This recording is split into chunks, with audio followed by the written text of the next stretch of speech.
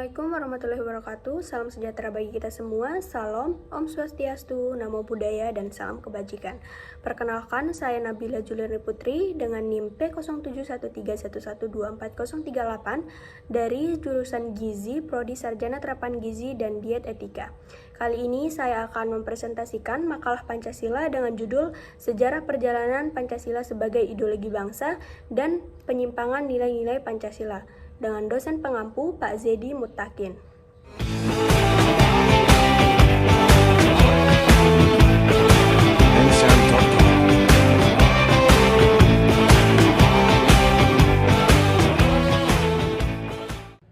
Diangkatnya Pancasila sebagai ideologi bangsa Indonesia dikarenakan nilai-nilai yang tercantum pada Pancasila merupakan hasil nilai yang telah digali dari kepribadian bangsa Indonesia itu sendiri, bahkan sebelum bangsa Indonesia mendirikan sebuah negara.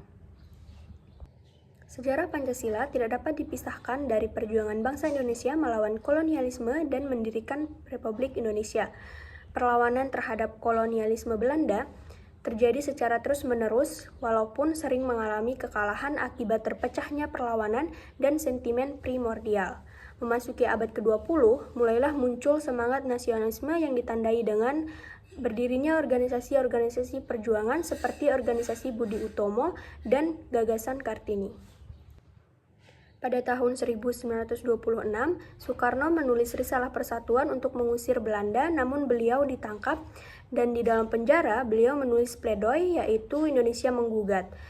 Namun setelah itu beliau dibuang ke Ende Flores dan di sana beliau menemukan ilham untuk Pancasila yang dianggapnya sebagai penggalian nilai-nilai tradisional bangsa Indonesia.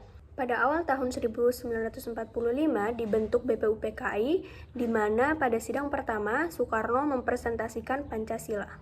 Pancasila ditetapkan sebagai dasar negara pada tanggal 18 Agustus 1945. Meski peran Soekarno dalam penciptaannya terjadi pertentangan pada masa Orde Baru, yaitu di bawah pemerintahan Soeharto, di mana adanya usaha untuk mengecilkan peran Soekarno dan mengubah sejarah Pancasila. Pada tanggal 1 Juni diperingati sebagai Hari Lahir Pancasila yang diakui kembali pada tahun 2010 dan ditetapkan sebagai Hari Libur Nasional pada tahun 2017.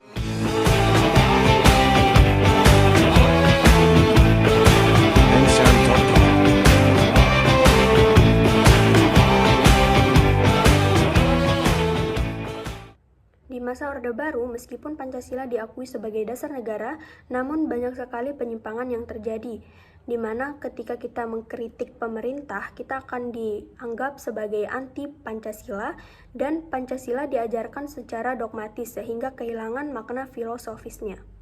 Saat ini pun masih sering terjadi penyimpangan terhadap Pancasila.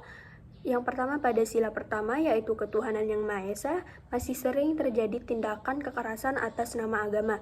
Yang pada sila kedua, kemanusiaan yang adil dan beradab, masih adanya perbudakan dan penggusuran tanpa bantuan. Yang ketiga, persatuan Indonesia, masih terjadinya gerakan separatis seperti OPM. Pada sila keempat, kerakyatan yang dipimpin oleh hikmat kebijaksanaan dalam permusyawaratan perwakilan. Masih terjadi ketidakadilan hukum terhadap koruptor dan pencuri kecil. Pada sila kelima, keadilan sosial bagi seluruh rakyat Indonesia, masih terjadinya diskriminasi pada layanan kesehatan dan kemiskinan yang meluas.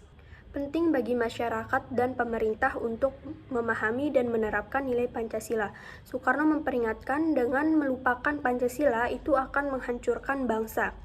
Jadi, Pancasila bukan hanya sekadar simbol, melainkan ia adalah kesatuan dan persatuan bangsa Indonesia.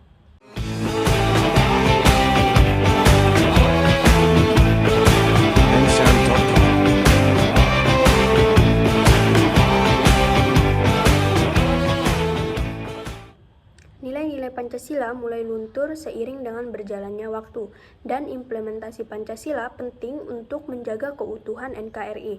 Berikut cara implementasi pada Pancasila. Yang pertama, pada sila pertama yaitu ketuhanan yang Maha Esa, kita dapat saling bertoleransi antar umat beragama.